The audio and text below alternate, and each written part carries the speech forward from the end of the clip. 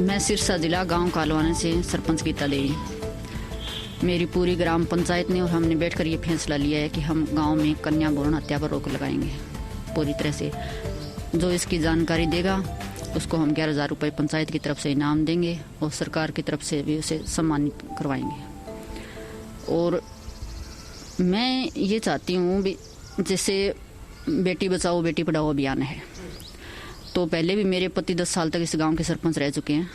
तब भी मैं औरतों को जैसे कहती थी भी बेटा बेटी एक समान होता है, उनको जैसे मानसिक रूप से तैयार करती थी, इसमें फ़र्क नहीं समझना चाहिए। तो मैंने ये देखा भी बेटी बस तो जाएगी लेकिन पढ़ेगी कैसे।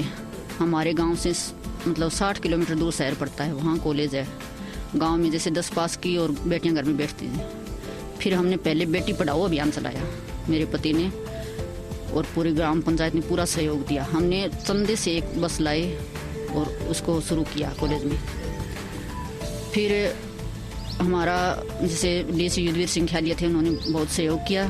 सरकार की तरफ से हमें 10 बसें दिलवाई, वो आज चल रही हैं। हम बेटियों को कॉलेजों में जैसे ओडा हर की देवी है, सिरसा में हम नेशनल कॉलेज में पढ़ा रहे हैं। तो उसके बाद जैसे गांव में अच्छा रिस्पांस मिला, जैसे बेटियां बहुत ज़्यादा मतलब उनकी जनसंख्या बढ़ी है बेटियों की, फिर भी पूरी तरह से रोक नहीं लगी।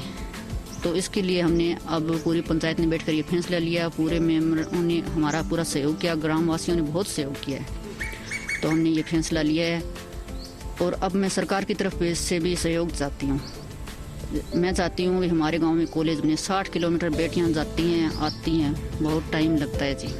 आधा दिन तो उनका जैसे आने जाने में बर्बाद हो सकता है और थक जाती है, पूरा पढ़ नहीं पाती। तो मैं सरकार से अपील करूँगी, जैसे कहते हैं ना जी कि यूं तो अकेला भी अक्सर गिर के संभल सकता हूँ मैं, तुम जो पकड़ लो हाथ मेरा तो दुनिया बदल सकता हूँ मैं। तो सरपंच अकेली कुछ नहीं कर सकते, पूरा गांव और मैं सरकार से भी सहयोग चाहती हूँ।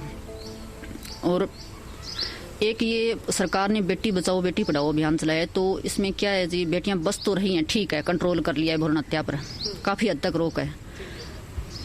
लेकिन मैं ये देखती हूँ कि बेटे की चाह खत्म नहीं हुई, तो लोग क्या करते हैं कि भी 4-4, 5-5 बेटियाँ, उसके बाद बेटा होता है। तो जब 5-6 बच्चे हो गए तो गुजारा कैसे चलेगा इस महंगाई में।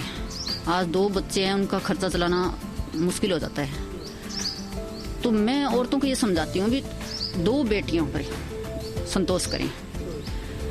बेटे भी अच्छे होते हैं और बेटी भी अच्छी होती है। बेटा होता है तो कोई ज़्यादा फायदा नहीं है और बेटी है तो नुकसान नहीं है।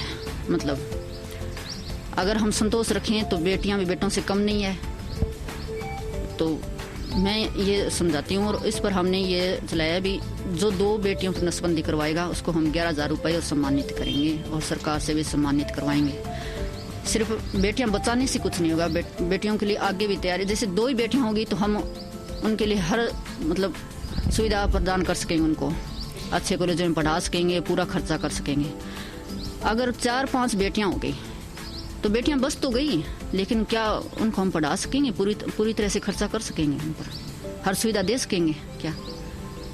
अब कहते हैं भी जैसे हम ये दहेज पर भी हम कर रहे हैं फोकस, भी सारी पंचायत फैसला लेंगे दहेज ना लें। फिर भी अगर 5 बेटियों की शादी करती हैं, अगर दहेज नहीं भी देंगे तो भी खर्चा तो और भी ज्यादा हो जाता है जी, फिर भी खर्चा तो होता है। कल्चर में तो आप इनको देखेंगे, लेकिन नमस्कार, GNW पर हमारे सभी दर्शकों का बहुत बहुत स्वागत है। इस वक्त मैं खड़ा हूं मंडी डबवाली के गांव कालवाना में। सबसे पहले बताता हूं, हरियाणा में ऐसा पहली बार हो रहा है कि प्रदेश की जो पहली मिनी जम्बूरी है वो हिंदुस्तान स्काउट गाइड की, वो इस बार हरियाणा के गांव कालवाना में आयोजित हुई है, जो कि आज यानी 18 नवंबर से 22 नवंबर तक चलेगी। 5 दिवसीय ये जो स्काउट एंड गाइड की जो जम्बूरी है वो चलेगी।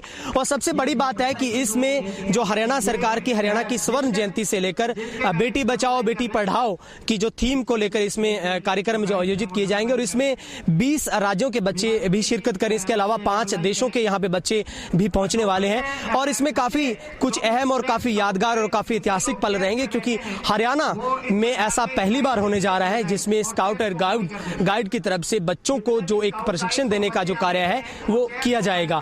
इसमें सबसे बड़ी बात है कि बच्चों को पढ़ाई के साथ साथ किस तरीके से उनको आत्मरक्षक के तरीके बताए जाए, उनको प्रशिक्षण प्रशिक्षण किस तरीके से दिया जाए, उनका मनोबल कैसे बढ़ाया जाए, उनका आत्मविश्वास कैसे बढ़े।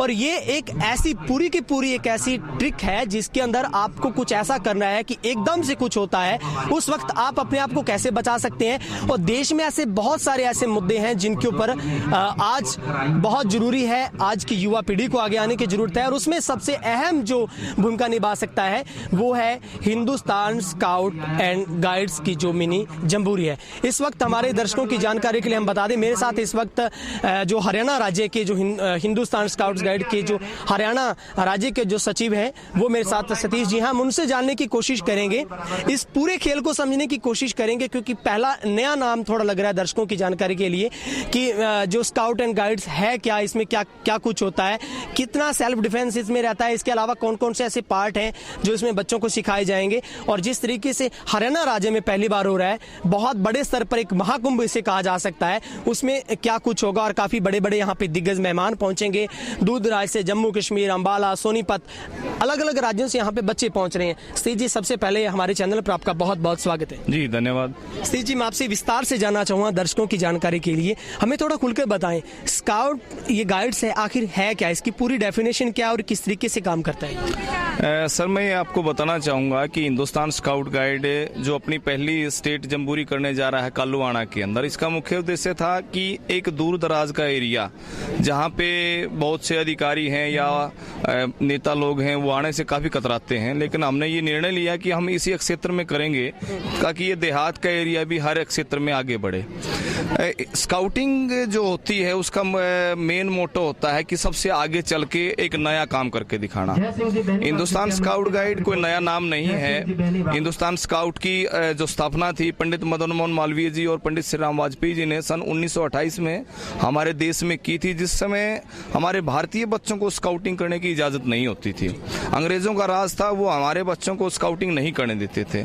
इसलिए इन दोनों महान आत्माओं ने मिलकर हिंदुस्तान स्काउट की स्थापना की और पूरे देश के अंदर बच्चों को स्काउटिंग और गाइडिंग की ट्रेनिंग देना प्रारंभ किया।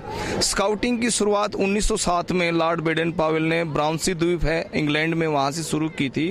और इसका मुख्य उद्देश्य था कि बच्चों को आत्मनिर्भर बनाना, किसी भी प्रकार की परिस्थिति आ जाए वो उससे ना घबराएं और अपनी जिंदगी में आने वाली मुश्किलों को अच्छी तरीके से जी सकें।